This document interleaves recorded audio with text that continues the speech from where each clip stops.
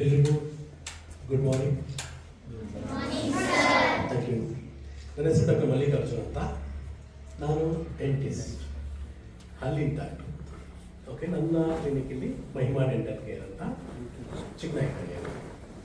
ನಾನಿವತ್ತು ನಿಮಗೆ ಒಂದು ಹಲ್ಲಿನ ಬಗ್ಗೆ ಒಂದು ಶಾರ್ಟಾಗಿ ಹೇಳ್ಕೊಡ್ತೇನೆ.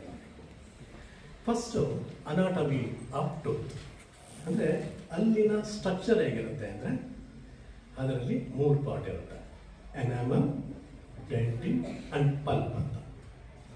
ಎನಾಮಲ್ ಅಂದರೆ ಅದು strongest part of the body.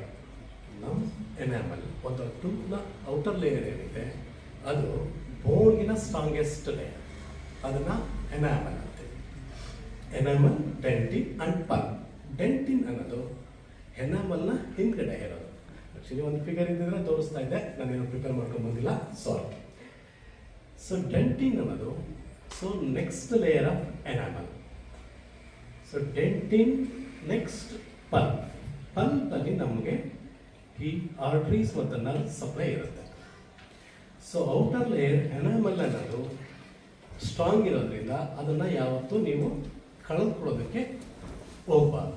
ಯಾಕೆಂದರೆ ನಮ್ಮ ಈ ಟೂತ್ ಬ್ರಷಿಂಗ್ ಹ್ಯಾಬಿಟ್ಸ್ ಇದಾವಲ್ಲ, ಆ ಹ್ಯಾಬಿಟ್ಸ್ ಏನು ಮಾಡ್ತವೆ, ಆ ಲೇಯರ್ನ ಕಳೆದು ಬಿಡ್ತವೆ. ಸೊ ಹಾಗಾಗಿ ಪ್ರಾಪರಾಗಿ ಬ್ರಷ್ ಮಾಡಬೇಕು. ಪ್ರಾಪರ್ ಬ್ರಷಿಂಗ್ ಅಂದರೆ ಯಾವತ್ತೂ ನೀವು ಈ ಅಡ್ಡಡ್ಡ ಮಾಡಬಾರ್ದು. ನೋಡ್ಕೊಂಡಿರಿ, ಯಾವಾಗಲೂ ನೀವು ಬ್ರಷಿಂಗ್ನ ಈಗ ಮಾಡಬಾರ್ದು. ಯಾವಾಗಲೂ ಮೇಲಿಂದ ಕೆಳಗಡೆ ಅಥವಾ ರೌಂಡಾಗಿ ಮಾಡಬೇಕು. ಸೊ ಆಗ ಮಾಡಿದ್ರೆ ನಿಮಗೆ ಎನಾಮಲ್ ಲೇಯರ್ ಅನ್ನೋದು ಹೆಚ್ಚಿಗೆ ದಿವಸ ನಿಮಗೆ ಉಳಿಯುತ್ತೆ. ಸೊ ಅದಾದಮೇಲೆ ಡೆಂಟಿನ್ ಅಂತ ಎಕ್ಸ್ಪೋಸ್ ಆದರೆ ನಿಮಗೆ ಆವಾಗಲಿಂದ ನಿಮಗೆ ಸೆನ್ಸಿಟಿವಿಟಿ ಪ್ರಾಬ್ಲಮ್ ಆಗುತ್ತೆ. ಈ ಜುಮ್ ಅನ್ನೋದು ಆ ಥರ ಎಲ್ಲ ಪ್ರಾಬ್ಲಮ್ ಆಗುತ್ತೆ. ಸೊ ನಾನು ಈಗ ನಿಮಗೆ ನಿಮ್ಮ ಫುಡ್ ಹ್ಯಾಬಿಟ್ಸ್ ಇದಾವಲ್ಲ ಅದನ್ನಲ್ಲಿ ಸ್ವಲ್ಪ ಹೇಳ್ತೇನೆ. ನೀವು ಯಾವತ್ತೂ ಸ್ಟಿಕ್ಕಿ ಫುಡ್ಸ್ನ ಆದಷ್ಟು ಕಡಿಮೆ ಮಾಡಿ. ಸ್ಟಿಕ್ಕಿ ಫುಡ್ಸ್ ಅಂದರೆ ಯಾವುದು ಅಂದರೆ ಈ ಚಾಕ್ಲೇಟ್ಸು ಅಥವಾ ಈ ಅಂಟವೇನಾದರೂ ಆಗಲಿ ಸ್ಟಿಕ್ಕಿ, ಅಕಸ್ಮಾತ್ ನೀವು ತಿನ್ನಲೇಬಾರ್ದು ಅಂತ ಹೇಳ್ತಾ ಇಲ್ಲ ನಾನು.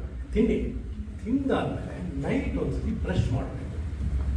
ಯಾವತ್ತೂ ನೀವು ಬೆಳಿಗ್ಗೆ ಒಂದ್ಸಲ ಮತ್ತು ಮಲಗೋಕ್ಕೆ ಮುಂಚೆ 2 ಸಲ ಬ್ರಷ್ ಮಾಡಿ. ಆಗ ನಿಮಗೆ ಏನು ಪ್ರಾಬ್ಲಮ್ ಇದ್ದಂಗೆ ನೀವು ಕಾಪಾಡ್ಕೋಬೋದು ಹಲ್ಲನ್ನು. ಸೊ ಹಲ್ಲಿನ ಪ್ರಾಬ್ಲಮ್ಗಳಲ್ಲಿ ಮುಖ್ಯವಾಗಿ ಒಂದು ಉಳುಕಲ್ಲಿರುತ್ತೆ, ಇನ್ನೊಂದು ಹೊಸಡಿನ ತೊಂದರೆ ಇರುತ್ತೆ. ಸೊ ಉಳುಕಲ್ಲಿ ಏನಾಗುತ್ತೆ ಅಂದರೆ ಹೇಗಾಗುತ್ತೆ ಅಂದರೆ ಈ ರೀತಿ ಸ್ಟಿಕ್ಕಿ ಫುಡ್ಸ್ಗಳಿಂದ ಅಥವಾ ಬ್ರಷ್ ಮಾಡ್ದಲೇ ಇರೋದ್ರಿಂದ ನಿಮಗೆ ಉಳುಕಲ್ಲಾಗೋ ಸಾಧ್ಯತೆ ಇರುತ್ತೆ. ನೀವೇನು ಮಾಡಬೇಕು, ಪ್ರಾಪರಾಗಿ ಬ್ರಷ್ ಮಾಡಬೇಕು. ಇನ್ನು ಹೊಸಡಿನ ತೊಂದರೆ, ಹೊಸಡಿಗೆ ಕೆಲವರಿಗೆ ಬ್ಲೀಡಿಂಗ್ ಆಗುತ್ತೆ, ಅಂದರೆ ನೀವು ಬ್ರಷ್ ಮಾಡಬೇಕಾದ್ರೆ ರಕ್ತ ಬರುತ್ತೆ. ಅಂಥ ಪ್ರಾಬ್ಲಮ್ ಇರೋದು ಹೆಚ್ಚಿಗೆ ವಿಟಮಿನ್ ಸಿ ಕಂಟೆಂಟ್ ಇರೋಂತಹ ಫುಡ್ನ ತಗೋಬೇಕು. ಅಂದರೆ ಯಾವ್ಯಾವ ಹೇಳಿ ವಿಟಮಿನ್ ಸಿ ಇರೋದು? ಗುಡ್. ಸೊ ನೀವು ಹುಳಿ ಪದಾರ್ಥಗಳನ್ನ ಹೆಚ್ಚಿಗೆ ತಗೊಂಡಷ್ಟು ನಿಮಗೆ ನಿಮ್ಮ ಈ ಹೊಸದೇ ಇದು ಸ್ಟ್ರಾಂಗ್ ಇರುತ್ತೆ. ಸೊ ಇದನ್ನು ಫುಡ್ ಇದರಲ್ಲೇ ನೀವು ಕಂಟ್ರೋಲ್ ಮಾಡ್ಕೋಬೇಕು. ಈ ಸ್ಟಿಕ್ಕಿ ಫುಡ್ಸ್ನ ಯೂಸ್ ಮಾಡಬಾರ್ದು, ಪ್ಲಸ್ ಫೈಬರ್ ಫುಡ್ಸ್ನ ಹೆಚ್ಚಿಗೆ ಯೂಸ್ ಮಾಡಬೇಕು. ಫೈಬರ್ ಕಂಟೆಂಟ್ಸ್ ಇರೋ ಫುಡ್ನ ಹೆಚ್ಚಿಗೆ ಯೂಸ್ ಮಾಡಿದಷ್ಟು ನಿಮಗೆ ನಿಮ್ಮ ಹಲ್ಲುಗಳು ಸ್ಟ್ರಾಂಗ್ ಆಗಿರುತ್ತೆ.